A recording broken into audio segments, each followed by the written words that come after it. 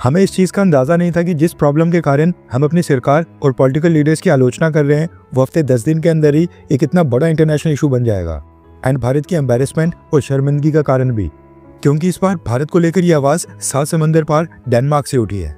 Denmark में भारत इस समय ट्रेंडिंग के ऊपर चल रहा है, वो भी बुरे कारणों से, और वहाँ के लोग बोल रहे हैं कि उनको भारत आना अवॉइड करना चाहिए।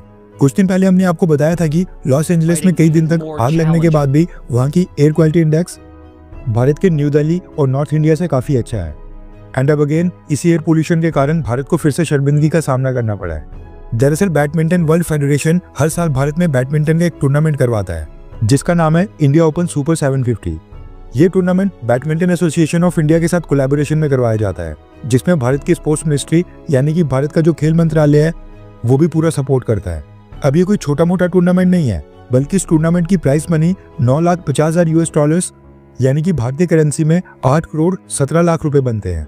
इसलिए इस टूर्नामेंट के लिए दुनिया के टॉप बैडमिंटन प्लेयर हर साल भारत आते हैं और यहाँ पर आकर कम्पीट करते हैं। इस साल ये बैडमिंटन टूर्नामेंट 16 जनवरी को स्टार्ट हुआ है और 21 जनवरी यानी कि परसों तक ये कंप्लीट होना है। एंड हर साल की तरह ये टूर्नामेंट देश की राजधानी दिल्ली में होस्ट किया जा रहा है। दिल्ली में इंदिरा गांधी इंडोर स्टेडियम है जहाँ पर ये बैडमिंटन टूर्नामेंट चल रहा है। इसी को लेकर न्यूज़ निकल कर आ रही है कि दिल्ली के क्वालिटी इंडेक्स और स्टेडियम की अनहाइजीनिक कंडीशंस के कारण अब इस बैडमिंटन टूर्नामेंट में प्लेयर्स बीमार भी हो रहे हैं और मैचेस का रिजल्ट्स भी इससे प्रभावित हो रहे हैं। रेफरेंस के लिए आपकी स्क्रीन के ऊपर आर्टिकल का स्क्रीनशॉट है। डेनमार्क की गोल्ड मेडलिस्ट और वर्ल्ड में नंबर 23 बैडमिंटन प्लेयर मिया ब्लिकफेल्ट ने न्यू दिल्ली के एयर पॉल्यूशन लेवल्स और इंदिरा गांधी इंडोर स्टेडियम की फैसिलिटीज की आलोचना करते हुए कंप्लेंट की है। मिया ब्लिकफेल्ट बीच टूर्नामेंट में बीमार हो गई थी, जिसकी वजह से उन्होंने ये टूर्नामेंट बीच में छोड़कर वापस उनको डेनमार्क जाने का फैसला करना पड़ा। मिया ब्लिकफेल्ट लास्ट ईयर भी दिल्ली के एयर पोल्यूशन के कारण उनको काफी ज्यादा प्रॉब्लम्स फेस करनी पड़ी थी और हेल्थ कंडीशंस खराब होने के कारण उनका पिछले साल का टूर्नामेंट भी प्रभावित हुआ था और उनको बीच में छोड़ना पड़ा था। उन्होंने कहा कि मैं दूसरी बार किसी टूर्नामेंट के बीच में भारत में बीमार पड़ गई हूँ।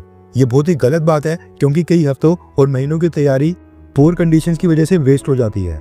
ये हमारे लिए बिल्कुल भी फेयर नहीं है कि हमें दिल्ली की स्मॉग वाली कंडीशंस में ट्रेनिंग और खेलना पड़ रहा है। बैडमिंटन कोर्ट के ऊपर बर्ड्स की ड्रॉपिंग पड़ी हुई है, यानी कि पक्षियों का वेस्ट वहां पर फैला हुआ है और चारों तरफ गंदगी फैली हुई है। मिया ब्लिकफेल्ट ने कहा कि दिल्ली के एयर पोल्यूशन के कारण उनके लिए कंडीशंस बद से बदतर हो गई थी, जिसकी वजह से उनकी हेल्थ कंडीशंस खराब हुई और उनके काफी सारे मैचेस प्रभावित हुए।